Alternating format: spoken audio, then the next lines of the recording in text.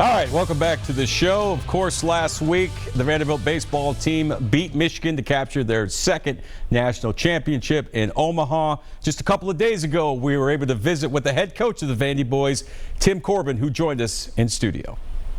Coach, thanks so much for taking a few minutes to be with us tonight here in studio, and congratulations again on winning the national championship. Well, I appreciate it. Thank you. It's nice to be here. You win your second national championship this decade. And the accolades, I asked you about this the other day, the accolades have been pouring in. People are saying you are to SEC baseball what Nick Saban is to SEC football. They're calling this team perhaps the greatest single-season collegiate baseball team of all time. I like to think I know you a little bit. You're kind of a low-key guy. Are you comfortable with all these accolades and praise? Not really.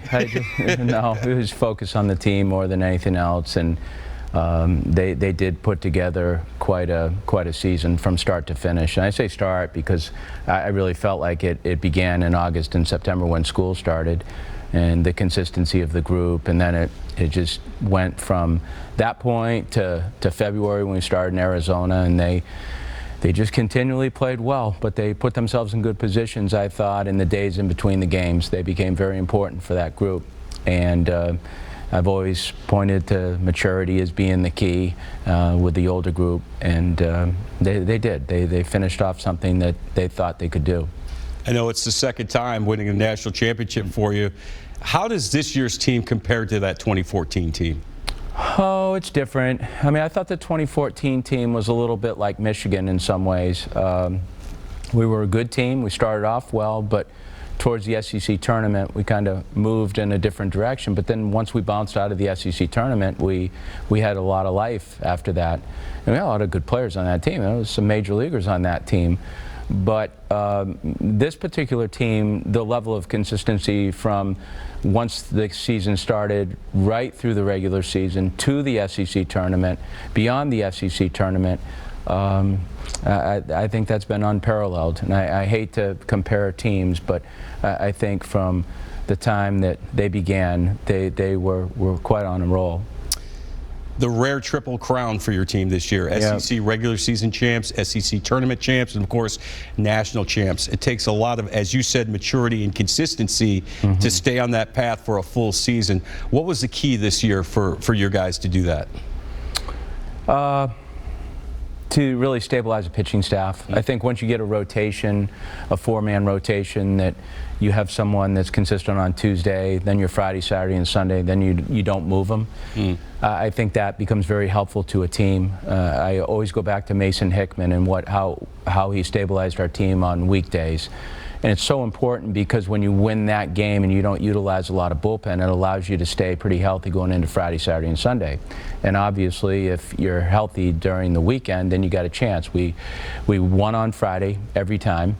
Saturday, we won quite a bit, and Sunday as well. And I think Kumar's progression during the course of the year and how he evolved and what he became, you're always looking for growth out of your kids. But when you get a freshman that starts to really develop as a weekend starter, but as a weekend starter that really holds teams down, then you give yourself a chance to win series, and that's what we did. We went through the whole year, and we call it winning weeks, where you finish up at the end of the week and you win your week, and we did that. We never lost a week.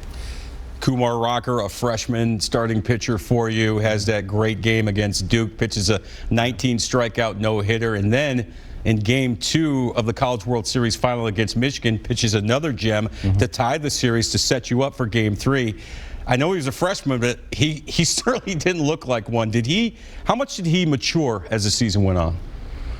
Well, he matured a great deal from a competition standpoint, but there was some maturity there when he came in, unbeknownst really to any of us. We didn't really, well, you don't know what you're getting sometimes with freshmen, Jonathan. I mean, it takes some time to figure out what their personality is, but he was very directed. He's a directed personality where he knows what he wants. He's not a yes person. He speaks he speaks to what he can do, and then when he gets on the mound, he backs it up. But he thrives in competition. I mean, he's got the fibers of a tremendous competitor, and he loves the arena of competition, and that's where I think he separates himself. The presence is there, the size is there, the durability is there, the skill is there, but the competition factor is, you know, for a young kid, it's rare to see. So when you look at the final series, it's 1-1, and your buddy Eric Bakich comes out aggressive in that third game. You get 3 straight singles off Mason Hickman. Looks like it's going to be a big inning. Mason settles down. They only get 1 run out of it. In my mind, I knew it was over and you guys had it. What were you guys thinking after that first inning? I'm glad you felt that way. Well, yes, I thought the momentum changed quick. You know, you felt like when they got those 3 hits, you know, Michigan, the crowd, the bench, they were alive. But then he went strikeout, strikeout, strikeout. Now, when he did that, although they scored 1, we felt like the momentum came right back to us. And when Pat DeMarco hit that home run and tied it up, I felt like that was kind of the surge we needed. As long as Mason could hold them down. I think the 4th inning was, it could have been problematic because there were guys in scoring position. They left the bases loaded, and we pitched out of that. But he pitched so well in that ballpark, which is tough to score runs, and then we did a good job of hitting with 2 outs. And once we started moving runners and getting the big hit, then I felt like midway through the game we were on our way. The middle game, as you mentioned with Kumar, both against Duke and both against Michigan, I felt like after we overcame that, I felt like we were favorable in the next game. I know the players always dream about that final out and doing the dog pile right there at the pitcher's mound. What's it like for a coach to watch that after you know you've won a national championship? Yeah, it's the best. I mean, it's the best when you can see your players celebrate. This was one of the quietest winning teams I've ever seen. You know, we get on the bus after a game and we won a big game, and it was silent. And it wasn't like they weren't having fun. They're just a very contained, mature group. And even in the Super Regional, Maggie and I were talking about that this morning at breakfast, that our dog pile kind of got rerouted because of the weather. Right. So it was kind of anticlimactic. But then you get into this situation, the Louisville game to get into the championship series was fun, but they didn't dog pile there. But I think this gave them the chance to do the thing they wanted to do. And I think their vision and sights were always on that. So anything less than that would have been a disappointment. It's tough to do, but yet when they finished it off, that was certainly fun to see. I know this national championship was particularly special because there were 2 individuals on your mind. Donnie Everett, who would have been a senior on this year's team, and of course David Williams, the longtime athletic director at Vanderbilt, both unfortunately passed away. How much were they on your minds collectively as the series went along and as you went through and won the national championship?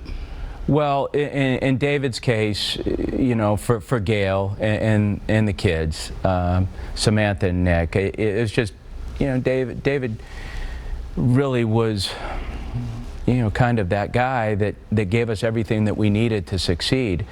And when you lose someone suddenly like that, you know, there's some pain to it. Even though he was retiring from the athletic director position, he was moving into a position where he could enjoy his wife, and I'm certain that he would have been in Omaha with her. So, you know, it's just in some way, it's kind of a gift to her and the family. In Donnie's case, that's the seniors. That's the seniors' ability just to grab onto something and share that moment with the Everetts themselves, because Susan and Teddy came out on the plane with us. They stayed the entire time and were up on stage when we celebrated the championship. So for them to be a part of it was certainly fulfilling, gratifying, great to see the kids come full circle to win that thing and then move from a place where we were desperate, you know, that year, and then get back to a celebratory moment was certainly gratifying for everyone. That is Tim Corbin, the head coach of the Vanderbilt baseball team, national champions for the 2nd time this decade. They won it in 2014, went back in 2015, lost to Virginia, the team they had beaten the year before. But last week in Omaha, they get it done, beating Michigan 2-1 to take home the hardware. We'll take another break and come back right after this.